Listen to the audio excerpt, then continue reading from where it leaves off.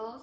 El día de hoy les vamos a compartir la biografía de un autor muy importante que se llama Ernesto Roque Sabato. Ernesto nació en la ciudad bonaerense de Rojas el 24 de junio de 1911. Por aquella época sus padres habían emigrado al sur de Italia a finales del siglo XIX en busca del trabajo prometido por el gobierno. Ernesto era el 10º hijo de 11 de los varones que tuvo Giovanna Ferrari y Francesco Sabato. Ernesto siempre recordó su infancia como un periodo oscuro, alejado de la inocencia y de la felicidad. No le gustaba jugar y sufría pesadillas. Su padre era un hombre muy severo, es por esto que 2 de sus hermanos se escaparon de la casa. Ernesto cursó sus estudios primarios en la escuela número 1 de Rojas. Era un buen alumno y le gustaba leer. Desde allí surgieron 2 pasiones que lo marcaron para siempre: la escritura y la pintura. En 1924 partió a la ciudad de La Plata, donde continuó sus estudios. Allí asistió al Colegio Nacional, donde pasó una adolescencia gris, y en 1929 ingresó a la Facultad de Ciencias Físico-Matemáticas de la Universidad de La Plata. Pero por la situación política del país tuvo que dejar sus estudios y se dedicó a repartir panfletos y dictar cursos de marxismo, leninismo. Ernesto regresó a La Plata en 1936. Lo esperaba Matilde Richter.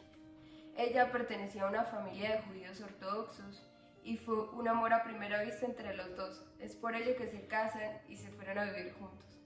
El 25 de mayo de 1938 nace el primer hijo del matrimonio, un niño llamado Jorge Federico. Con el tiempo, Ernesto se sentía menos atraído por la ciencia, cambiando su esencia por la literatura. Sabato se involucró con una aristócrata rusa, ocasionando que terminara separándose de Matilde.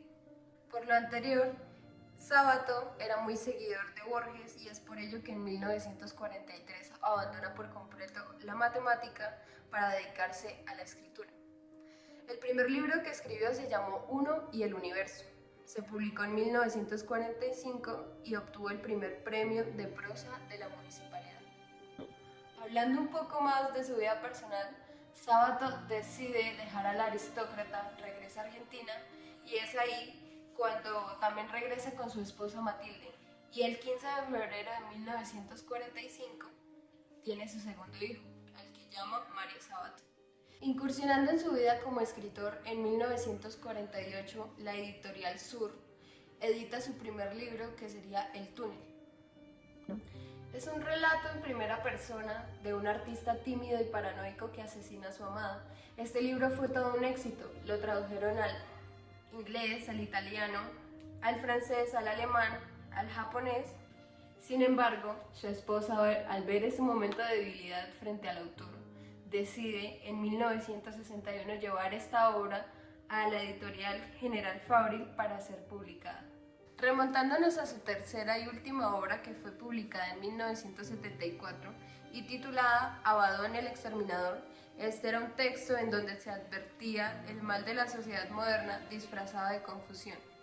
Por esta novela obtuvo varios premios, como el de Honor de la Sociedad Argentina, el de Consagración Nacional de la Argentina, y fue traducido igualmente en muchos idiomas.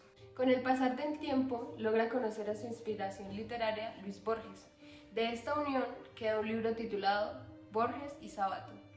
En 1979 empezó a ocurrir grandes problemas en la vista, por lo que deja la literatura y empieza a incursionar en la pintura.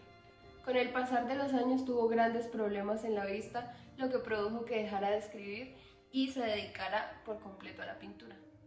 Una de las situaciones que más marcó la vida de Sabato fue la muerte de su primer hijo, Jorge, que en 1995 sufrió un accidente cuando regresaba de la costa atlántica a Buenos Aires.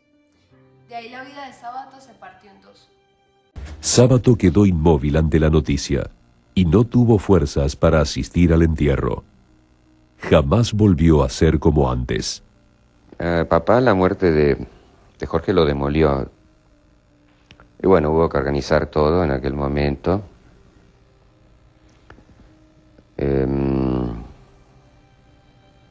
Y decírselo a papá fue muy duro, muy duro. No se repuso nunca de eso.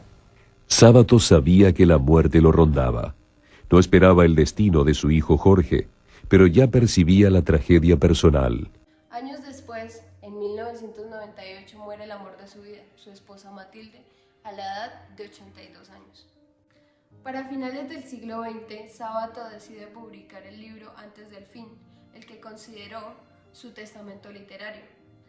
Luego él muere el 30 de abril del 2011 a causa de una bronquitis a pocos meses de cumplir los 100 años. Ya para concluir con la historia de este maravilloso autor, podemos decir que fue parte del boom literario, que compartió con otros grandes autores como lo fueron Borges, Cortázar, Carlos Fuentes y Gabriel García Márquez.